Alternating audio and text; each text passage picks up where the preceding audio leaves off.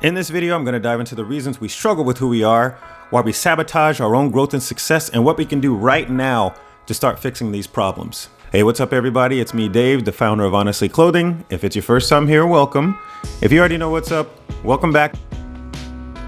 Self-Sabotage. If I had to think of the top 3 things that infuriate me more than anything else in life, one of my top 3 would be self-sabotage. Now, what is self-sabotage? I'm glad you asked, even though you already know the answer, because this is something that we all do. Now, this isn't the Merriam-Webster dictionary definition or anything, but self-sabotage is the automatic, subconscious reaction to stepping outside of our comfort zone. And self-sabotage is triggered by something I like to call invisible rules. Invisible rules are these self-imposed, unwritten, unspoken guidelines for how we believe we are supposed to think and act. I don't know exactly where these rules come from, but these are typically the rules that we have as our foundational beliefs and what we think is the criteria for social acceptance. These invisible rules are what set our limitations and tell us where our boundaries should be, also known as the comfort zone. They tell us what we can and can't do and what we can be or can't be. Now, on the surface, this may not seem like a big deal, but the problem is that these typically evolve from insecurities that we turn into habits, and habits that turn into laws about how we're supposed to live our lives. There's a lot of crap that we do that we have absolutely no idea why, or at least I do.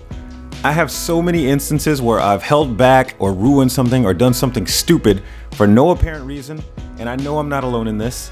At least I hope I'm not alone in this. I have found in my own self-examination that I have all kind of weird quirks and triggers that affect the way that I think about myself and what I feel like I'm capable of. I spent years trying to tell myself that I was going to be rich and successful, and I used to tell myself that I was confident and smart, and then I spent years trying to actually convince myself that I was all those things, but I just couldn't. The realization eventually came that even though I was telling myself all these great things, trying to pump myself up, I just did not believe it because it was outside of my comfort zone. My invisible rules were telling me that I sucked, that I was never going to be good enough, and that I had nothing but bad ideas that nobody would like. Subconsciously, I believed that I didn't deserve anything good, so mediocrity and wishful thinking became my comfort zone. Now here's the kicker, because this type of thinking caused me to passively do the things that I thought that I really wanted to do. Self-sabotage. I put mediocre effort into everything that I did, pretty much guaranteeing that it would go nowhere.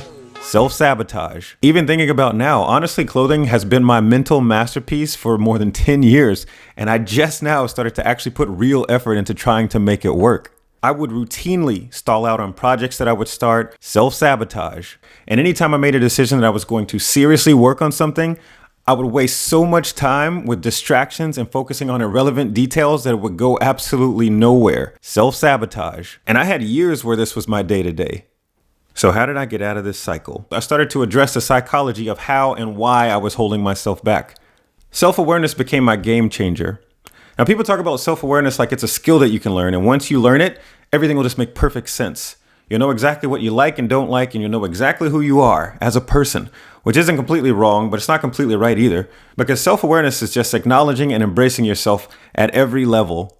We all have good qualities and bad qualities. But we embrace the good qualities and suppress the bad qualities because we feel like as good people, we shouldn't have bad qualities. We all have things that we like about who we are and things that we dislike about who we are. If I went and asked 100 people on the street if they felt like they were generous or selfish, 99 of them would say they were generous because that's the quote-unquote good quality. The truth is we're all selfish. We have to learn how to be generous. Self-awareness is resisting the urge to try to appear perfect. Because Lord knows I ain't. If you're at all like me, I haven't done anything close to perfect my entire life, but that's okay. Real self-awareness is about getting rid of the duality of comparisons. Nobody lives at the extremes. Tons of people can't even be happy because they're constantly comparing. I mean, if you look at social media, because somebody may be living a more exciting life in terms of possessions or experiences, now you feel like you can't be happy because you're constantly comparing. Life is not a competition. You can be just as happy, if not more, than somebody who has a bunch of stuff if you know who you are and you know that you're making a difference in some aspect of your existence. Happiness is about satisfaction in the state that you're in, not what you drive or where you live or what you wear. Although you should be wearing Honestly Clothing. I might be the first person to tell you this, but there is nothing wrong with you. Maybe you've picked up some bad habits in life. Maybe you have some legitimate traumatic experiences that you have to work and overcome. But there's nothing wrong with you. You are not broken. You have to validate yourself. Acknowledge who you are. You should make a list of all your qualities, good and bad, starting with the one that you hate the absolute most, and just welcome it all back to the party. Living with a fragmented sense of self is absolute torture. Once you know and accept who you are, then judgments don't mean anything because you understand that it's just somebody else's opinion. And once you stop caring about somebody else's opinion, you'll free up so much mental energy from the part of you that's constantly worrying about if somebody likes you or not. You don't have to be a jerk, but nobody has to like you. And if they don't like you for who you truly are, why should you even care about them? Self-awareness allows you to see the full picture so that you can move in the direction that you want to move toward the goals that you set. I can't be something I'm not, but I can become better than I am. Developing self-awareness clears out all the invisible rules that limit and restrict what we believe that we're capable of. This is more than just trying to convince yourself that you're not a loser, because you're not, even though you may act like one sometimes. I do the same thing. It's about recognizing that you are in the driver's seat in your life and that you have the ability to step out of your stupid comfort zone confidently, because success is not contingent on doing anything perfectly. It's just contingent on consistently making progress.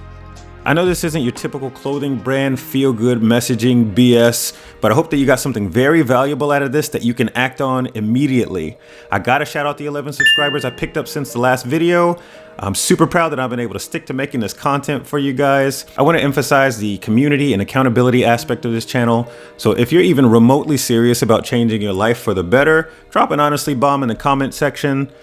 Take it from a vague idea into something that we can actually hold you accountable to. Thank you for watching. Subscribe and hit the bell notification so that you know when the next video drops, because I promise there will be more. And remember, not knowing how to do something is okay. Doing something you don't believe in is not, honestly.